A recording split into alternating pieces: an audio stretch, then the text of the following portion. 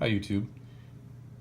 I made a video about 9 months ago talking about the 2016 Kershaw lineup that they showed at the 2016 SHOT Show. So a couple months after that, I made my video critiquing and criticizing their new lineup. They came out with, I think, 26 new designs, which was a lot to come out with in 1 year, so I criticized them for that. I also criticized them for being kind of boring and rushed looking. They all kind of molded together, and I couldn't really tell most models apart or remember the names of them. I remembered a couple of the unique models, one being the barge with the big pry bar on the end. Other than that, they all kind of didn't really stick with me. A lot of them had molded plastic handles and speed safe for the assisted opening, which I didn't really find interesting or anything, and I was hoping they would do something different. And I saw the lineup for the 2017 Kershaw knives, and I thought they did a lot better. So I wanted to talk about what I think they did better and where they really went right this year. So if you look at their website, you can see their new models. Big, long list still. But if you really look at it, there's only 23 new models, kind of 24 if you count the shuffle, which they just added a flathead driver and a Phillips head driver, so that the they call it the Kershaw or the shuffle DIY now.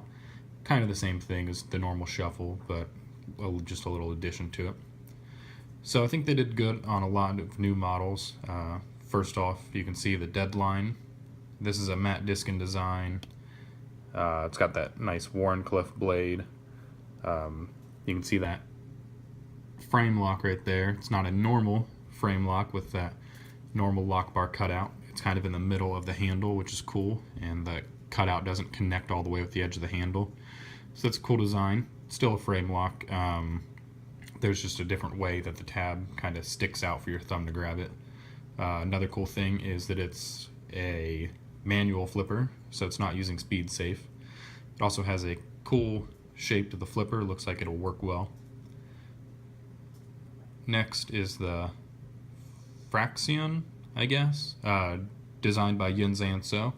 So he's a popular, I think, Danish knife maker. If you know his designs, this one kind of came as a shock to me that it was his design, because it doesn't really look like most of his designs, but they kind of said it's kind of a new look. Handsome knife, just right for the knife user who prefers a contemporary look, they said. So that's really cool. I think it uses click back on it, I think it uses a carbon fiber G10 laminate, which is also cool compared to the molded nylon handles of a lot of their old models. Also a manual flipper, which is nice to see. This little reverb with the clip, so you can clip it on a backpack or I guess on a pocket loop or something. Doesn't have a flipper or thumb stud or anything, kind of just has a fuller for you to grab. This is also a frame lock that is kind of in the middle of the blade. It doesn't have a normal lock bar cutout and uses the carbon fiber G10 laminate. Kershaw leak with just a little different handle with the carbon fiber. The Agile is another cool design with a steel handle. It's probably familiar looking because it is a Rick Hinderer design, and I think it's just a smaller version of one of Rick Hinderer's models that he sells for his custom knives. This model is a speed safe model, which isn't that great. I'd rather it be a manual flipper, but one cool thing about it is the back spacers. So you can change the back spacer between a bottle opener, I think that's either a flathead screwdriver or a pry bar or something, and then a lanyard hole. And it also functions without a back spacer, it says. So that's a nice option. These next three kind of blend with me, look like the last year's models. They all have polymer handles, I think. They're just kind of boring looking, nothing too unique about them. The AM3, 4, and 5 all have G10 handles, which is nice. They are designs from Almar Knives, I think, which is kind of an older knife company, I think. I don't know if they really make mini knives anymore. But if you've known about knives for a while, you probably recognize the name and everything. The designs don't really look too amazing to me, but cool that they're using G10. Same with the Vetter, which kind of looks like a Decepticon model from Custom Knife Factory. I don't know if they'll get in trouble with that or how close it really looks to one of those, but it kind of has the same vibe to me. The Flitch is kind of like the three models up above it, kind of boring looking. The Flourish has a carbon fiber G10 laminate, which I think is cool. The weird looking Barstow, double-edged dagger, but the top edge is not sharpened, kind of like a false edge. A cool thing I really wanted to show was the Hops and the Malt, which are GTC designs. So if you've seen his designs, Gustavo Cecchini, he makes really cool and intricate looking custom knives, but his models go for thousands of dollars, so it's cool to get $39.99. I think the other is $54.99. Cool to get a custom design for such a small price. This Hops is pretty much exactly like what one of his little models looks like. The flipper tabs, when they're closed, turn into bottle openers, which is nice. It goes well with the name Hops and Malt. There are two new Emerson designs. One with a brown, I think that's still a polymer handle. It imitates G10, but I don't think it's actually G10. I think they're pretty cool looking. Nice new unique designs. The Natrix is one worth talking about because you might recognize it because it kind of looks like the 777 and the Microtech Matrix. So the 777 won, there it says, award-winning 777. It got, I think, Knife of the Year or New Design of the Year, something from SHOT Show. And then later Marfione started making the exact same design under the name Matrix. And I don't think Kershaw or Zero Tolerance liked that very much, so they made a new model, subframe lock, and call it the Natrix. There you can see the design has apparently been the envy of certain other knife makers, so kind of shade thrown over to Microtech of that. I think that was kind of just funny that they did that to Microtech, showing that they don't really like that they took their design. Another unique one, this little kind of keychain knife. I believe that on the back is a carabiner, kind of.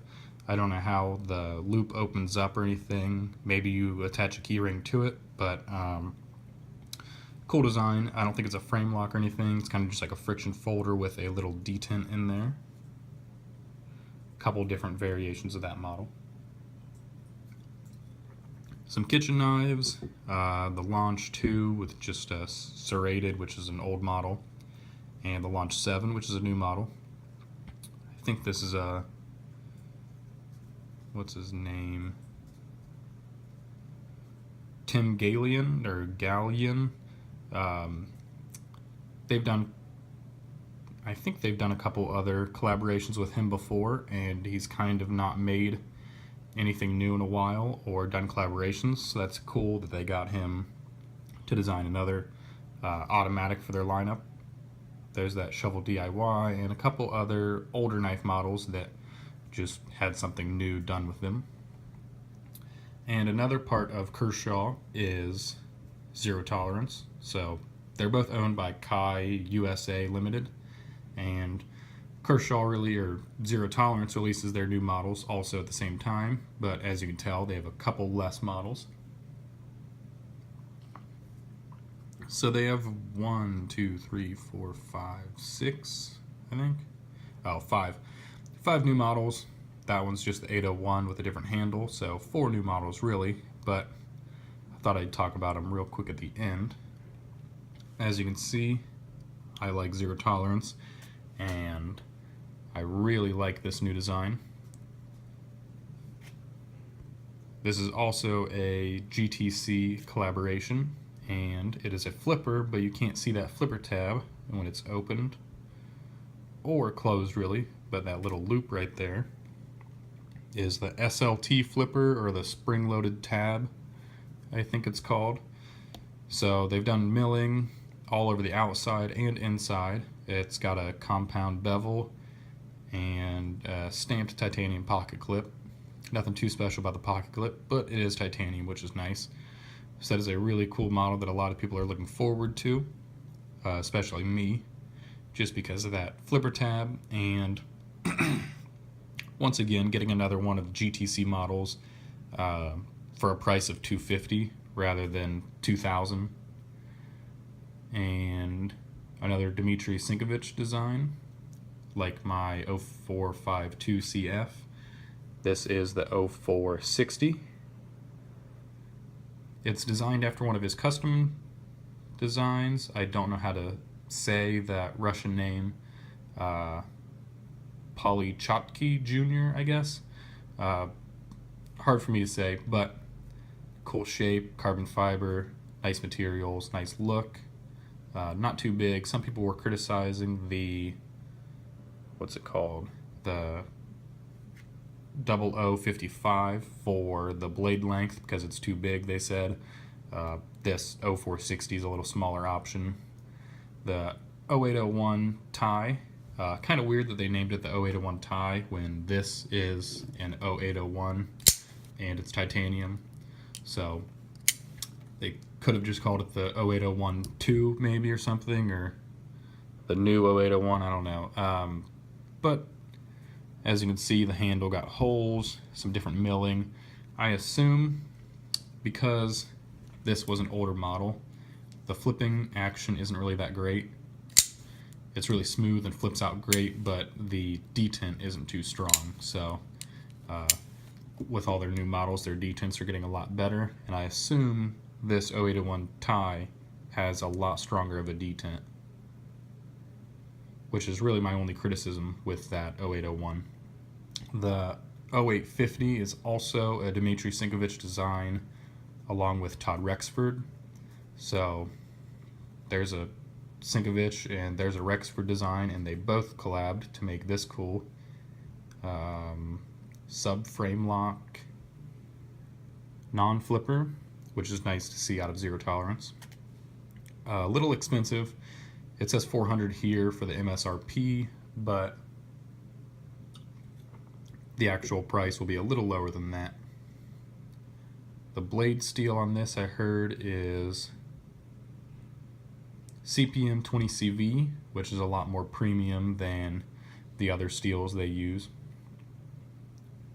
Probably part of that price tag, and the extra milling for the thumb stud and backspacer, which I don't think they show in these pictures. No, the backspacer has the same pattern as the pivot and the thumb stud.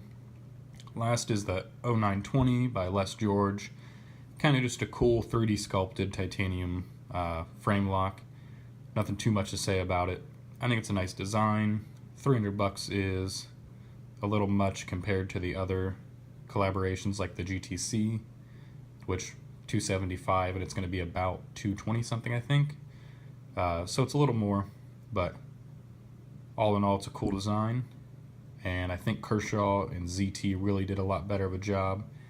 More unique designs, better materials, and less models was definitely a good thing. So if you agree with what I said or disagree, don't forget to comment below, and don't forget to check out my other videos and like and subscribe. Thanks for watching.